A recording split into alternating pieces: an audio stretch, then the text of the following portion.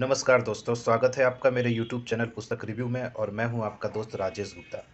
दोस्तों, आज हम जिस बुक का रिव्यू करने वाले हैं वो है सामान्य हिंदी की बहुत ही reputed book, doctor Prithvinath Pandey जिसके राइटर हैं, और नालंदा पब्लिकेशन की ये बुक है। दोस्तों, ये सामान्य हिंदी की ऐसी बुक है जो सभी प्री परीक्षाओं के लिए और यूपी पीसीएस और आईएएस की मेंस परीक्षाओं के लिए बहुत उपयोगी है। ये ऐसी बुक है जिसमें हिंदी को इतने डिटेल से दिया हुआ है कि आप कोई सभी एग्ज़ाम दे सकते हैं इसको पढ़ के। और इस बात की गारंटी है कि अगर आपने इसको तैयार कर लिया तो ऐसा कोई एग्ज़ाम नहीं है, सामान्य हिंदी का ऐसा कोई पेपर नहीं है जो आप क्रैक ना कर सकें।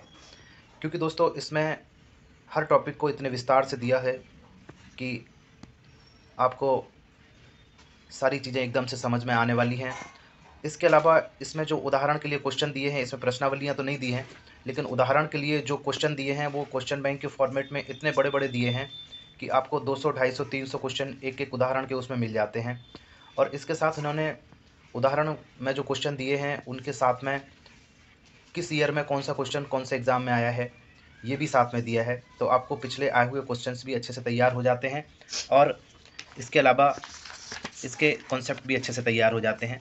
देख लेते हैं दोस्तों इसका कंटेंट की क्या है इस बुक के अंदर। तो देखें, ये इसका ये विषय सूची है। सबसे पहला चैप्टर दिया है हिंदी साहित्यकार और उनकी कृतियाँ। ये वनडे एग्जाम्स के लिए सबसे महत्वपूर्ण चैप्टर है। मोस्टली एग्जामों में साहित्यकार और उनकी रचनाएं ही पूछी जाती हैं, रचनाओं के क्वेश्चन जरूर आते हैं, इसलिए इस चैप्टर को बहुत अच्छे से तैयार कर लेना है। और इस बुक से अगर आप तैयार करते हैं तो इसमें एक बहुत बड़ा कलेक्शन दिया है रचनाओं का और उनके लेखकों का, उनके साहित्यकारों का। दूसरा चैप्टर है भाषा का स्वरूप। तीसरा है लिपि लेखन, स्क्रिप्ट राइटिंग।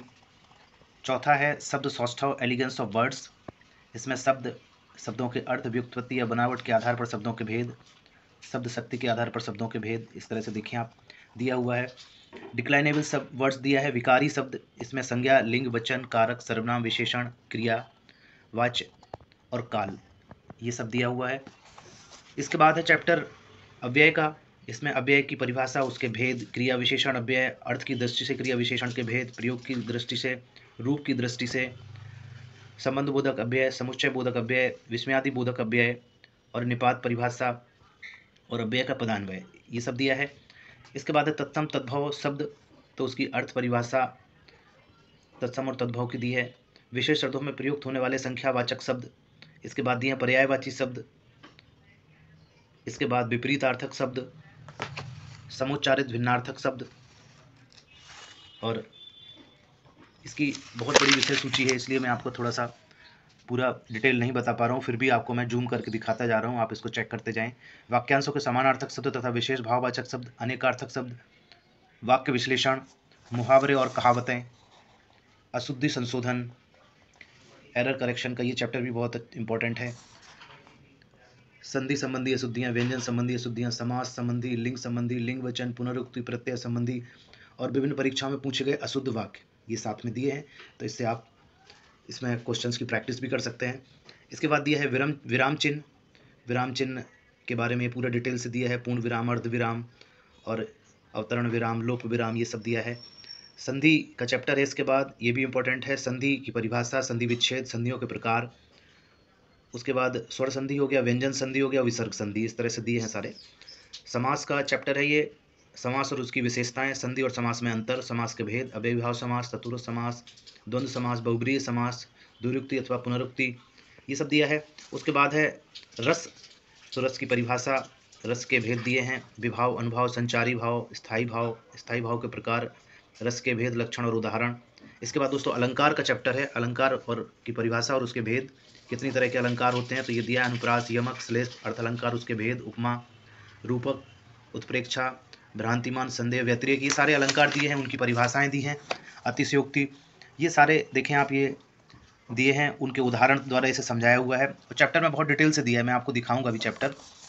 इसके बाद ये छंद का चैप्टर है, उसके बाद है उपसर्ग, उसके बाद है प्रत्यय, तो ये बहुत डिटेल में है, आप देखें। सारांश लेखन है, सार लेखन, संक्षेपण कला है, प्रेसी राइटिंग, ये वनडे एग्जामों में तो नहीं आता है, लेकिन कुछ एग्जामों में आर ओ वगैरह के मेंस के एग्जाम है, उन सब में ये प्रेसी राइटिंग आता है, लेटर राइटिंग आता है।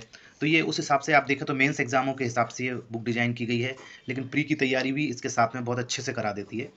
इसके बाद ये अनुवाद है, ट्रांसलेशन। उसके बाद अनसीन प्रोज पोइट्री है, और समेकित प्रशासन शब्दावली, और उसके बाद है परिशिष्ट। तो दोस्तों इस बुक में इतना मटेरियल दिया हुआ है।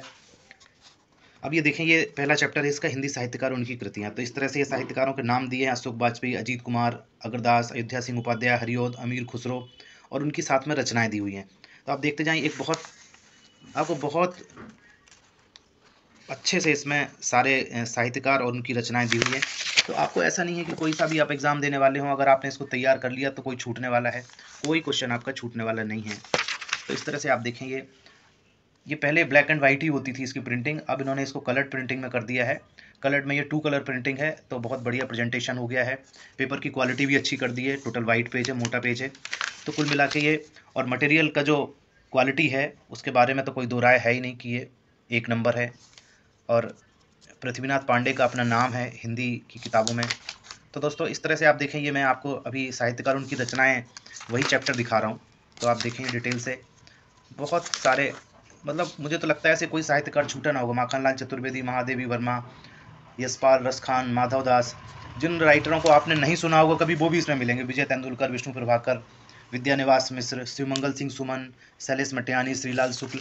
इस तरह से बहुत हिंदी के प्रथम कवि, प्रथम हिंदी में सर्वप्रथम का ये दिया हुआ है, सबसे पहले अष्टछाप के कवि। इस तरह से ये साहित्यकार उनकी रचना ही चल रहा है अभी।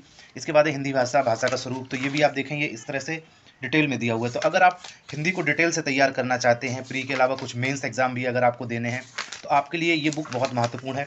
और आप देखें कि यहाँ पे मैं आपको दिखाता हूँ भी कोई चैप्टर इस तरह का कि भरपूर इसमें देखें, जैसे ये चल रहा है आपका मुहावरे और कहावतें, मुहावरे और कहावतें। तो आप देखें ये इस तरह से डिक्शनरी के फॉर्मेट में है, काखा गाघा, इस तरह से ये बांट के दिया है। आप देखें जैसे का के चल रहे हैं, काजल की कोठरी, काजल काले करना, तो ये का से चल रहे हैं ये। उसके बाद ये खा शब्द से कितने जो है मुहावरे और कहावतें बनती हैं, वो चल रहे हैं। तो आप देखें कि बहुत बड़ा ये गा से चल रहे हैं, ये घा से चल रहे हैं। तो एक बहुत बड़ा कलेक्शन है, इतना बड़ा कलेक्शन है कि कोई क्वेश्चन अगर आप इसको तैयार कर लेंगे, कोई सा भी एग्ज़ाम हो, कोई सा भी आपको पेपर देना हो, कुछ छूटने वाला नहीं है, कुछ छूटने वाला नहीं है। 100%, 99% आप क्वेश्चन करके आएंगे। इसी तरह से आप देखें यहाँ शुद्धि संशोधन का है, तो ये शुद्ध अशुद्ध, शुद्ध अशुद्ध, आप देखेंगे हजारों दिए हैं यहाँ पे। और साथ में ये दिए है, जैसे आईएएस में आया हुआ क्वेश्चन है, ये बीपीएससी में आया क्वेश्चन है, एमपीपीएससी में आया, ये आरएएस में आया है ना, ये सब दिया हुआ है। ये साथ में एग्जाम के नाम भी दिए हैं, तो आपको अच्छे क्वेश्चन की भी प्रैक्टिस हो जाती है। तो दोस्तों इसी तरह से ये आप देखेंगे कि ये नालंदा पब्लिकेशन की बुक है, और ये मीडियम साइज़ की बुक है, बहुत मोटी नहीं, बहुत पतली नहीं। टोटल इसमें 675 पेज हैं, छोटी साइज़ है इसका, साइज़ इसका A4 नहीं है, उससे छोटा साइज़ है। 675 पेज हैं, और इसके अगर रेट की बात करें तो इसका मूल्य है ये 325 रुपये इसका मूल्य है। तो दोस्तों इसी तरह की नई नई बुक्स के रिव्यू आप मेरे चैनल पर घर बैठे देख सकते हैं। अंत तक वीडियो देखने के लिए बहुत बहुत धन्यवाद। अगर आपको वीडियो अच्छा लगा हो तो मेरे चैनल को सब्सक्राइब, लाइक और कमेंट्स ज़रूर करें। बहुत बहुत धन्यवाद दोस्तों।